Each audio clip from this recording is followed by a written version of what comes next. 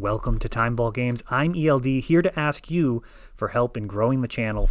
When we reach 2,500 subscribers, I'm going to be giving away a custom leather playmat to one lucky subscriber. So be sure to like and subscribe. Welcome to Fast Effect Double Speed Magic the Gathering from ELD's Time Vault Games in Bellingham, Mass. We are going back into the vault, pulling out some footage from late last year. Storm versus Storm. Thankfully, Legacy doesn't move at a breakneck speed. We take the best new cards and integrate them into the strategies. However, Storm, even from a few months ago, still totally playable in today's format.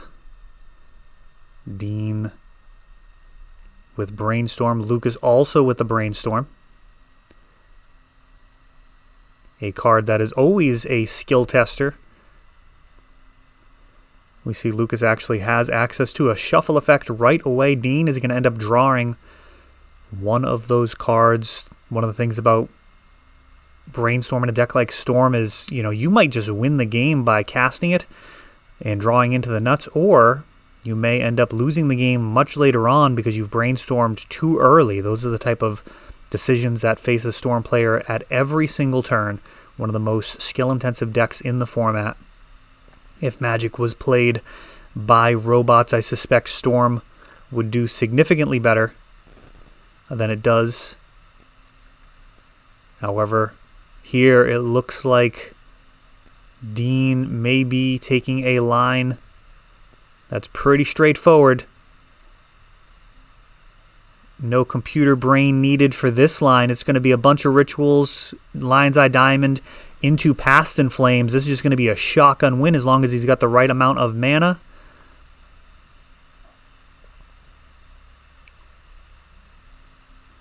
Oh, he's actually going to ad nauseam, making it a little more interesting. I think Past in Flames actually would have just ended the game. 2 rituals, LED. Yeah. I think he would have just ended the game with a Past in Flames. I might be off. I don't have the mana right in front of me, but just gut check, double ritual into Past in Flames, usually good enough.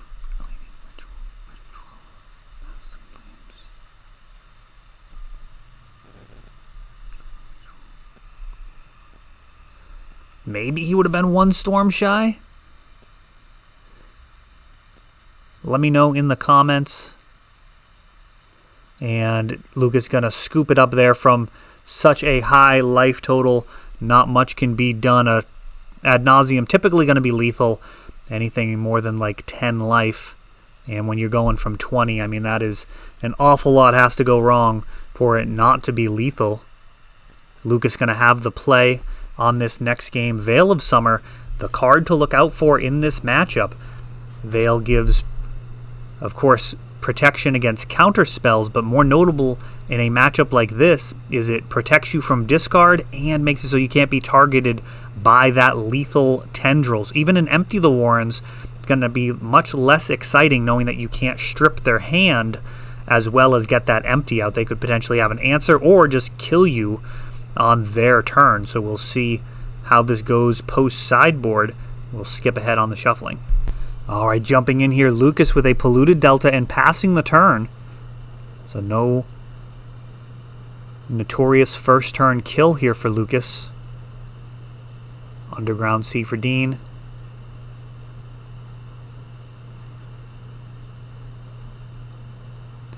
And a Ponder, seeing some goods. Thoughtseize, Tutor Brainstorm. Looks like it's going to be good enough to keep. If you're not able to kill your opponent, then at the very least disrupting them can be a reasonable substitute. And now it's going to be Ponder for Lucas off of an Underground Sea as well.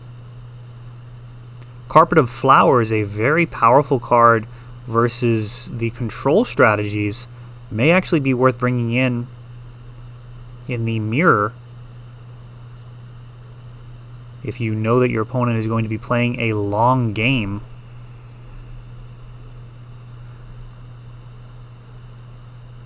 Most Storm players are going to be pedal to the metal, but there are some players that are very comfortable pivoting into those potentially 8 discard spells and really try and slow things down. You know, you can win a foot race by going faster, or if you tackle the person, as long as you get up first and cross that finish line, you still win the race. So we'll see if this becomes more of a train wreck or just a display of speed. We've got a Thoughtseize, and it's looking a little train wreckish. Lucas fetching. Oh, and he's got the Veil of Summer. And that is kind of the best of both worlds. That's when you go to tackle your opponent and you miss. You just wipe yourself out. So you're on the track, holding your knee Peter Griffin style, and they are just casually walking over the finish line potentially. We'll see if Lucas can take advantage of this kind of blowout turn. A Veil of Summer, essentially countering that Thoughtseize and drawing a card. Oh, back and forth. All right, sure. Lotus Petal is going to enable a Veil of Summer, so both players protecting their hands. Lucas couldn't have killed Dean that turn, even if he had everything in hand thanks to that Veil. And it looks like, does Dean have another one? Lotus Petal, Lion's Eye Diamond.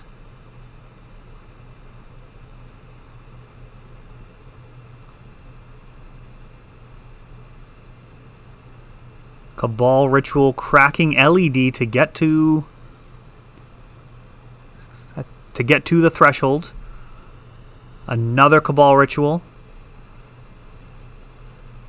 8 black once you have threshold. Cabal Ritual actually better than Dark Ritual. Infernal Tutor, cracking LED. And interesting. So worth noting that the Infernal Tutor, I believe, could have been used to get additional Cabal Rituals there. He may be down some mana and some Storm. Ad Nauseam now.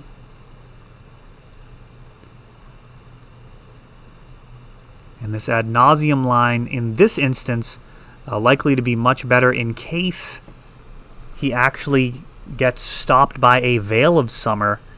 Oh, nice.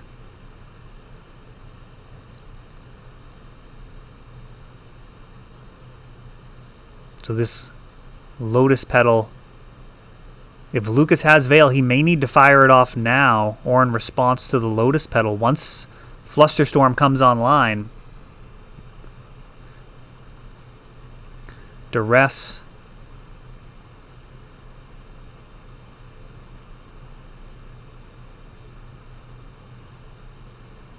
Revealing the cards off of Ad Nauseam.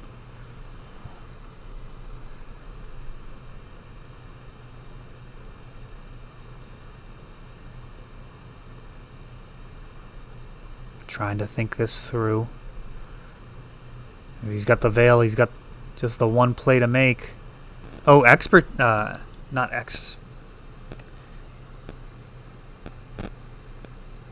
Extirpate? Extirpate. So, similar to Surgical Extraction, except that's going to be for 1 black.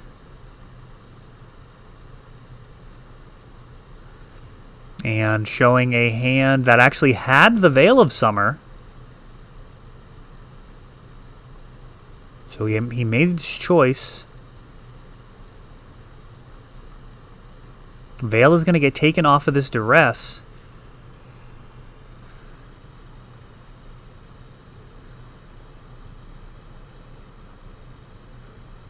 And Dean's going to keep digging, and he finds the Dark Petition. So that's going to end up doing it. So the Extirpate hitting those Infernal Tutors, meaning that Dean had to find either the Tendrils or, I guess, an Empty the Warrens, or, Dark Petition, which was the easiest way to do it there. So Dean taking that one in a pretty savage matchup for storm-on-storm violence. That is all for this one, but don't worry, there is a lot more You can check out our older videos, and we're always putting out new videos from ELD's Time Vault games in Bellingham, Massachusetts. If you want to help the channel, of course, you can like, subscribe, share, tap that notification bell so you can know the next time our new videos come out. Thanks for watching.